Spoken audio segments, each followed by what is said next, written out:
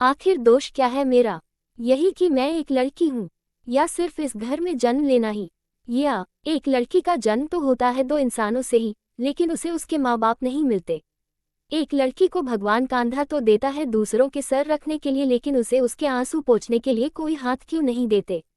काश कभी तो मेरे किसी सवाल के जवाब मिल जाते। शायद जिंदगी का होश मैंने बाद में संभाला, पहले ये सवाल मुझसे ही मिलते रहे।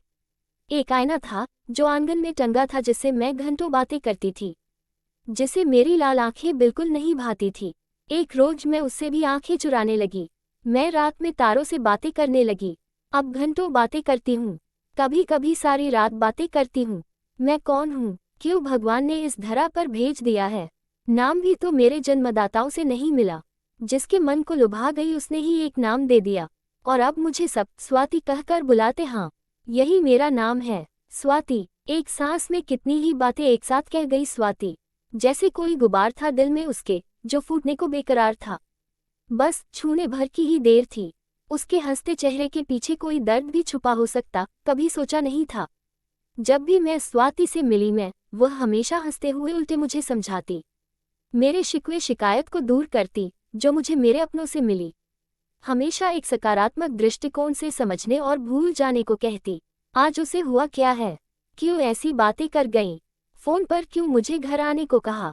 मैं उसकी बातों को सोचने लगी और तैयार होकर उसके घर की ओर चल पड़ी। रास्ते भर स्वाति का चेहरा और उसकी बातें ही कानों में गूंजती रहीं। रास्ते लंबे से प्रतीत होते जा रहे थे। 10 मिनट का सफर घंटों से कम नहीं लग रहा था। जैसे ही मैं स्वाति के घर पहुंची, देखा घर का दरवाजा खुला था। घर का कोई भी नौकर नजर नहीं आ रहा था। मुझे देखती ही स्वाति दौड़ पड़ी और जोर से गले लगा लिया और फफकते हुए कहा, माँ बीमार है। तेरी माँ तो हमेशा ही बीमार रहती है, अब इसमें रोने की क्या बात है?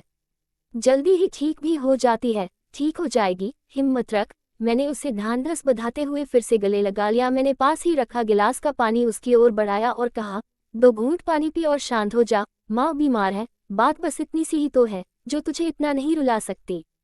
बात क्या है? सच सच बता। मैं तेरी बचपन की सहेली हूँ, इतना तो समझती ही हूँ। क्या बात है? मुझे यहाँ क्यों बुलाया है? तुझे तो मालूम है घर वालों ने मुझसे नाता तोड़ रखा है, लेकिन मैं माँ को देखने जाना चाहती हूँ, पर कैसे? हिचकियाँ लेते हुए स्वाति ने मुझे बताया। फिर सोचती हूँ, क्या मैं जितनी आतुर हूँ उन्हें मिलने देखने के लिए, क्या वो भी? क्या मैं उनकी ऐसी औलाद हूँ जिसको देखने से उनके आंखों में ठंडक उतर आए? मैं उनकी बेटा नहीं, मैं तो उनकी कोख से जन्मी लड़की हूँ, जिसके जन्म लेने के बाद से मरने का इंतजार रहा। ईश्वर ने भी मुझे अनोखा चिन्ह जो मेरी कलाई पर देकर इस धरती पर भेजा है।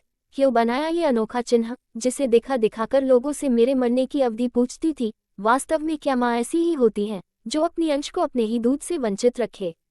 घर में दादी न होती तो ही अच्छा था, किसी गोद में मैं महफूज तो न रहती। मैं अपनी माँ की इच्छा तो पूरी कर ही देती। रोती बिलखती, भूखी प्यासी, बिना देखभाल किसी बीमारी की चपेट में आकर मर तो जाती, दूर तो हो जाती मैं अपनी माँ की आंखों से जो किरकिरी बनके चुभ रही थी।